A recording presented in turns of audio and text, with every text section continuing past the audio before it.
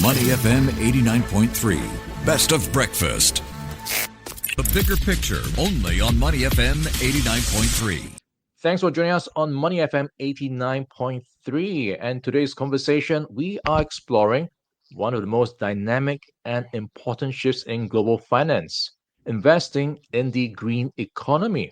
With Asia playing a key role in the global green economy and Singapore acting as the region's technology innovation and capital markets hub, Singapore's equity market could be worth a closer look from sustainable equity investors. So, where should they be looking and how big is this pie?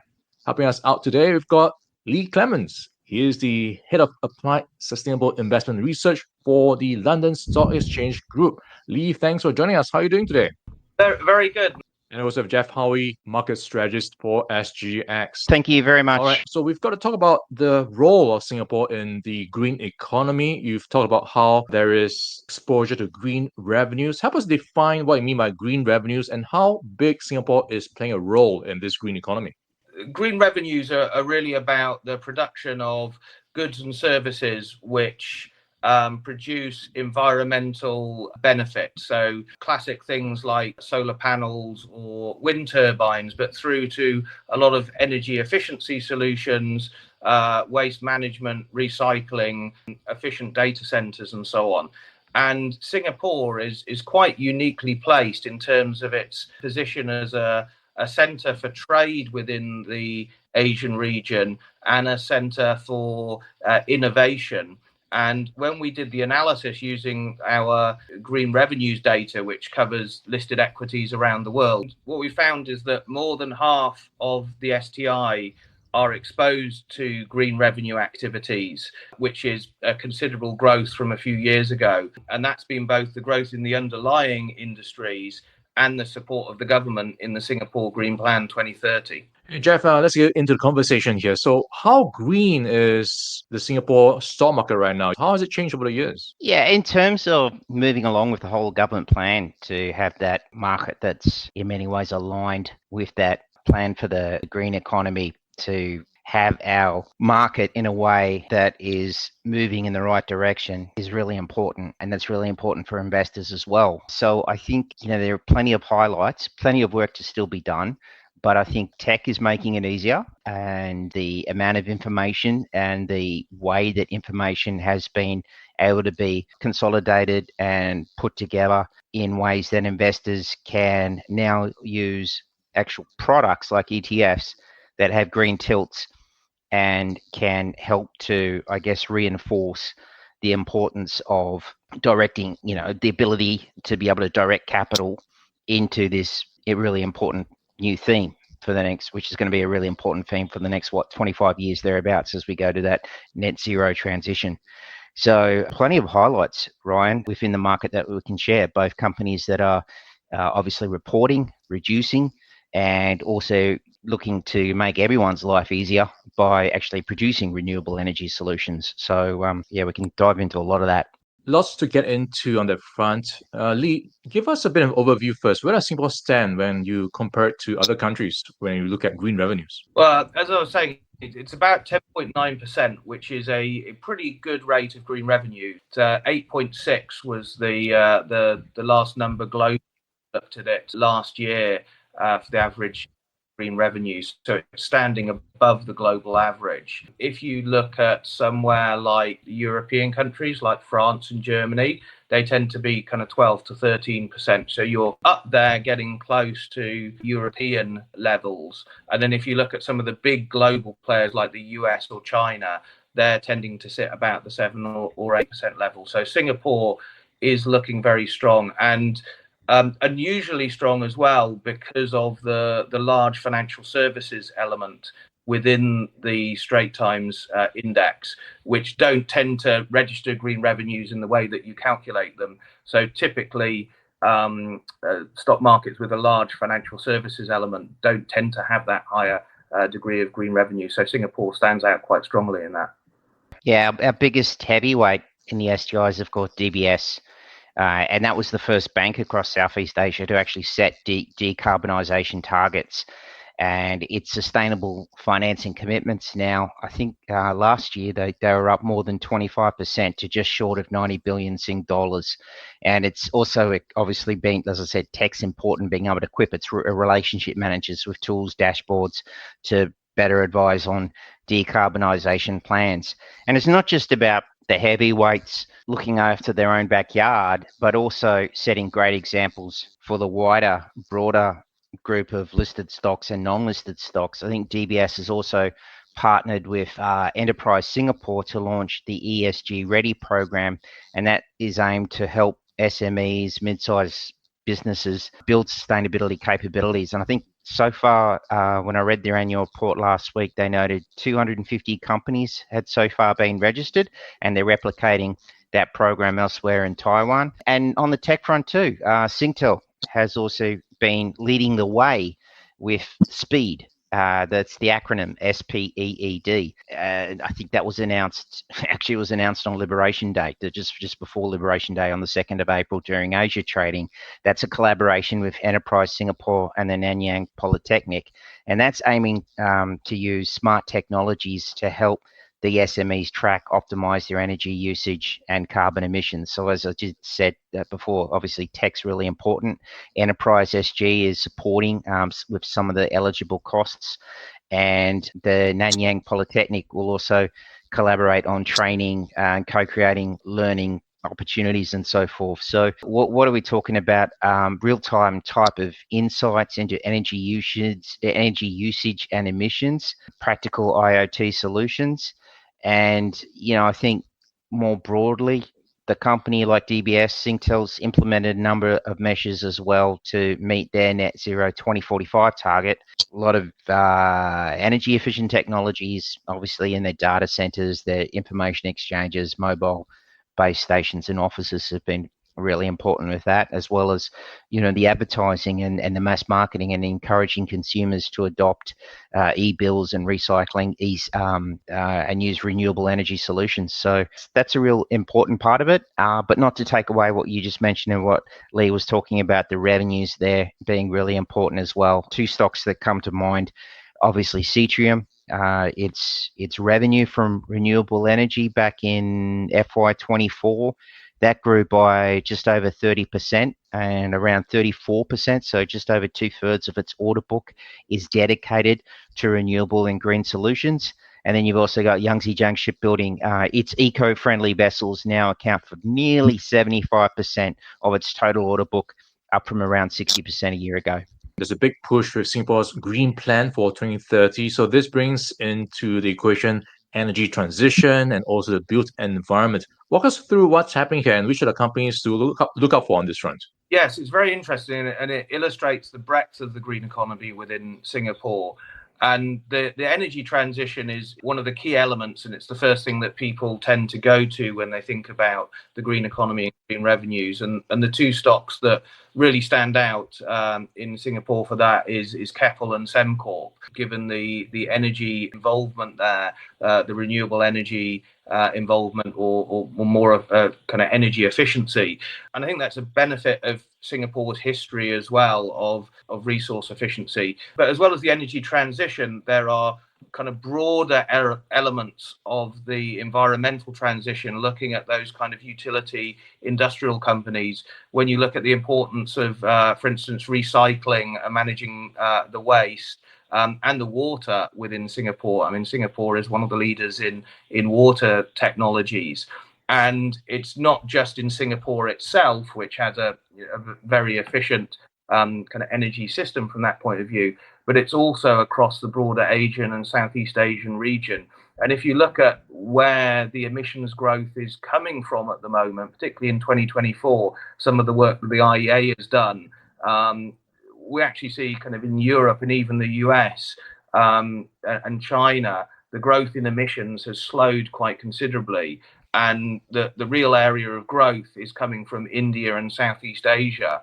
And it's also combining with some of the broader physical risks that we're seeing, such as in the Indian region, where they're seeing the really devastating smogs that are associated with the resource use, the way the energy is generated. In some cases, the water system issues there. So there's a real potential to benefit both from the energy transition in Singapore and the wider regional energy transition for names like that. And the other element within the Singaporean market, which actually has a lot of green revenues, is the real estate segment. The built environment generates a lot of emissions, between 20 and 40% globally are associated with buildings. And the nature of the real estate company in Singapore, combined with the Singapore Green Building Plan, has meant that there's been a very rapid acceleration in the building of properties, from logistics to offices to apartments, which have green building certification, and that is coming, quite importantly, with some significant benefits. The research that has been done in Singapore showing that there's a better client retention rate, better rent dynamics within them, and there's a considerable improvement in the energy efficiency, which goes into lower bills. So it starts to have an economic benefit. And in a country that is very warm and humid like Singapore, able to have a more efficient building, which is easier to air condition and so on, can be a considerable benefit of green credentials. Yeah, so clearly it makes sense to go green. I'm just wondering as well, with the current state of things where the environment is uncertain, we might be going through a slowdown. Geoff, are you seeing businesses start to rethink their priorities and maybe for the green plans that they might have? Are you seeing them take a back burner right now? No, it's still a major factor. There's a study, a year ago, so it's before what's happened over the last 15 months. The poll had 80% of Asian investors saying climate change is at the center of their, or a major factor of their investor policy, and that was higher than 60% across the world. And then if you look at the 15 months since then, Ryan, we've got these 6 sustainability linked ETFs that have actually seen their AUM double to just over 2 billion Singapore dollars AUM. So the investor appetite's there. And I think, as Lee was saying, two companies that are really on the forefront of creating renewable assets, Keppel and Sembcorp, continue to announce new initiatives after new initiatives on the corporate announcement page, from Sembcorp's work it's been doing in Oman with the Solar Independent Power Project, to basically what they're also doing in India with the greenfield tenders. Then you've got Keppel pushing ahead with its Sakra Cogen plant, upgrading its gas turbines at the Merlimau cogen plant as well, continuing to look at importing low carbon electricity from Indonesia and Cambodia. We've got so much going on that I think that pace, if anything, it just seems to be continuing to build as we get to 2030. Lee, let's get you in on that as well. How much does it make financial sense when you want to go green, when you have all these worries about a slowdown? As an SME, you have so many concerns as well. And then you have also on top of that, right now, Singapore having them to make climate-related disclosures from FY 2025. That seems to add more compliance costs. Yes, the kind of financial benefits and the compliant costs are slightly separate issues there. But certainly, as we see some of the kind of downturn and potential issues there, we need to focus on, there are a lot of elements of the green economy which are driven by efficiency. Geoff was talking about the change out of the gas turbines there. We were talking about the efficiency benefits, the efficiency benefits from the green buildings for some of the real estate companies. In those cases, there are a lot of new technologies that are coming through that are providing financial benefit and green benefit hand in hand. And this is what we saw back in 2008, 2009, that the energy efficiency segment of the green economy really took off in some of the financial downturns when energy efficiency it can be often another name for productivity. As you get your systems, your energy generation, your use of resources, if it might be kind of waste materials, if you're a manufacturing company, that tends to get boosted in a downturn, and they tend to be the most kind of economically efficient companies. What tends to, in downturns, get more affected are some of the things like renewables, which need bigger capital outlays, and sometimes the waste and recycling, where there's an element of the underlying cost of the materials. On those side, on the renewable side, the benefit that we've got at the moment is the fact that the cost of these kind of particularly solar panels, but also batteries, is falling significantly. So the cost of some of these green initiatives is becoming better and better, and the direction of the yields are going is a tricky question at the moment. But as interest rates go down, that tends to help a lot of these projects as well, just because the financing cost, if you're looking at something like renewables, can be a large element there. Switching over to the compliance side of things, there are additional costs that go into some of these compliance elements, but they are integral with kind of attracting green capital. And there are different levels of disclosure and cost and what is required. And actually, Singapore is doing pretty well at the moment. When we did an analysis of the Asian region in terms of disclosure against ISSB's critical climate indicators, Singapore was much better than the Asian average, was actually better than North America, and was not that far, was only 1 percentage point off of the European average. So in a lot of cases, these things are quite a long way along the disclosure pipeline. And with the new rules that are coming in this year, that will increase that. And it often helps with some of this disclosure in terms of finding some of those energy efficiency and cost benefits.